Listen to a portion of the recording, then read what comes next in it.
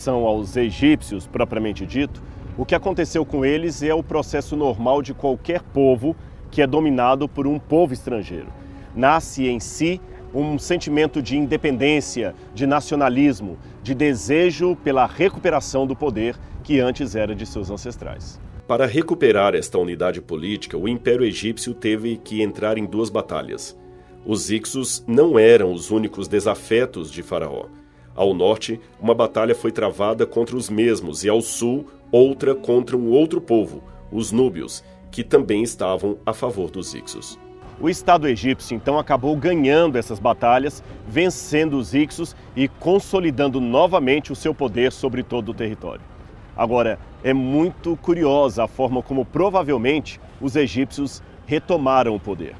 Um papiro da 19ª dinastia, proveniente do reino de Meremptah, traz um conto aparentemente exagerado, mas que relata o estranho estopim da guerra entre Ixos e tebanos. Segundo a narrativa, Apep, faraó dos Ixos, não conseguia dormir direito à noite devido ao barulho que os hipopótamos tebanos faziam. A narrativa se encerra com o rei egípcio do sul, Senequerra-Taal, reunindo seu conselho de guerra para guerrear devido à afronta do país vizinho. É claro que essa história deve ser vista com desconfiança, porque nós só temos o lado do rei do sul, o lado de Tebas. E também não sabemos até que ponto esse ronco dos hipopótamos foi apenas uma desculpa para convencer o povo a entrar na guerra.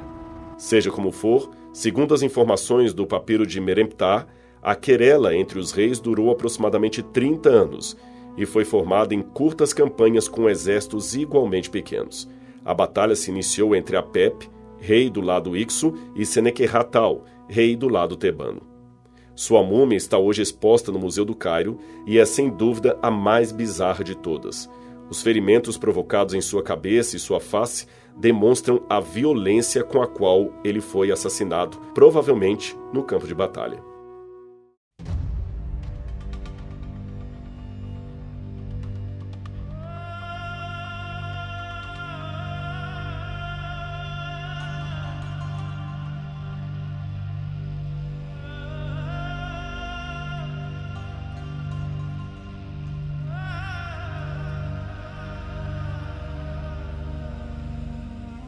Após a morte de Sequenerra, Camose subiu ao poder e se tornou o último faraó da 17ª dinastia.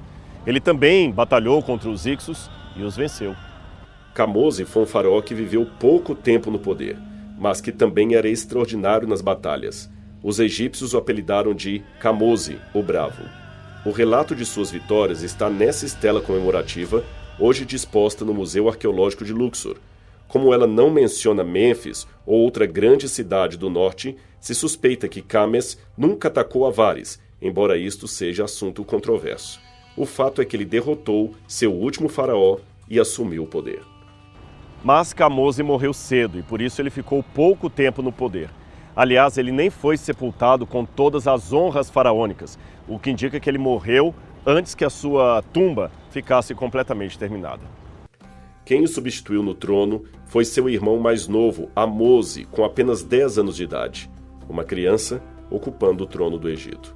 Mas ele cresceu e ficou no trono aproximadamente uns 25 ou 30 anos. Embora tenhamos pouca documentação de seu governo, sabemos que ele ainda continuou combatendo milícias íxias, que permaneciam isoladas. Esta pintura de guerra, por exemplo, o apresenta combatendo ferozmente os Ixos e derrotando-os. Amose adquiriu uma certa xenofobia quando estava no poder. Ele tinha verdadeiro ódio dos estrangeiros, mas de certa forma tolerou a presença dos asiáticos no delta do Nilo, especialmente em Avares. Talvez por isso que os hebreus continuaram morando no território. Também é importante notar que Amose dominou a região de Canaã e obrigou muitos de seus moradores a pagar-lhe pesados impostos.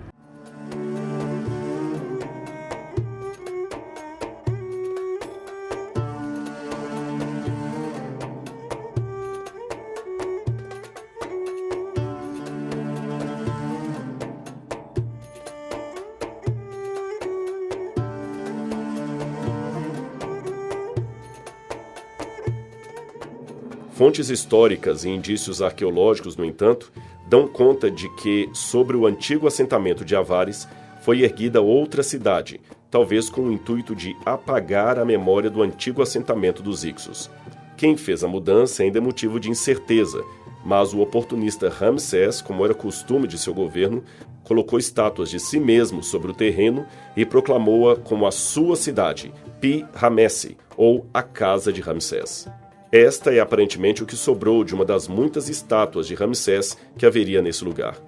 Ele queria mesmo que o seu nome ficasse na história.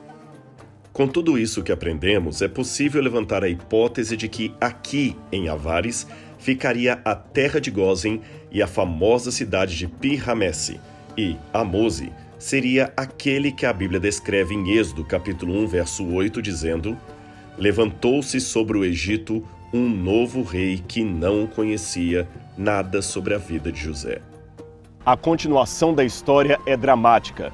Como Deus interveio de maneira miraculosa para salvar o povo hebreu do Egito. Mas essa história você verá no próximo programa Evidências. Fique ligado com a gente.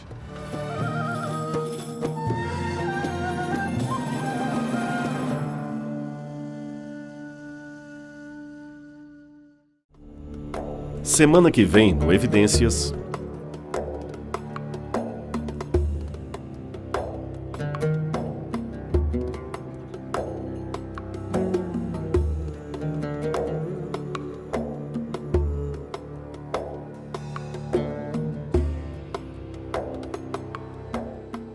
Ora, o reinado de Ramsés II estaria quase 150 anos depois da época de Hatshepsut e seus contemporâneos. Então, que argumentos teríamos para dizer que o êxodo ocorreu numa data e não na outra?